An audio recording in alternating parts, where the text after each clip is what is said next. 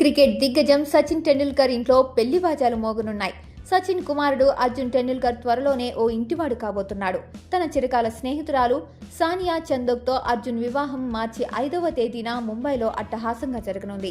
ఈ వేడుకకు ముందు ప్రముఖ పారిశ్రామికవేత్త ముఖేష్ అంబానీ, నీతా అంబానీ దంపతులు జామ్నగర్లో గ్రాండ్గా ప్రీ వెడ్డింగ్ వేడుకలను ఏర్పాటు చేశారు. ఈ వేడుకలో తన కుమారుడి పెళ్లి గురించి సచిన్ చేసిన ఎమోషనల్ స్పీచ్ ఇప్పుడు సోషల్ మీడియాలో వైరల్ అవుతోంది. కొడుకు ఎదుగుదల గురించి సచిన్ మాట్లాడుతూ, ఒక కొడుకు తను ప్రేమించిన అమ్మాయిని ఇంటికి తీసుకుని వచ్చి పరిచయం చేసినప్పుడే ఆ తండ్రికి తన కొడుకు పెద్దవాడయ్యాడని అర్థమవుతుంది. అర్జున్, సానియా ఒకరినొకరు ప్రేమించుకున్నారు. అర్జున్ తనకు నచ్చిన, తనను అంతే ప్రేమించే తోడును వెతుక్కున్నందుకు ఒక తండ్రిగా నాకు చాలా గర్వంగా ఉంది అంటూ భావోద్వేగానికి గురయ్యాడు. ఈ వేడుకకు సంబంధించిన వీడియోను ముంబై ఇండియన్స్ ఫ్రాంచైజీ సోషల్ మీడియాలో పంచుకుంది. ఇక అర్జున్, సానియా పెళ్లి పనులు ముమ్మరంగా సాగుతున్నాయి. ఈ జంట ఇప్పటికే దేశంలోని ప్రముఖులను కలిసి ఆహ్వాన పత్రికలను అందజేశారు.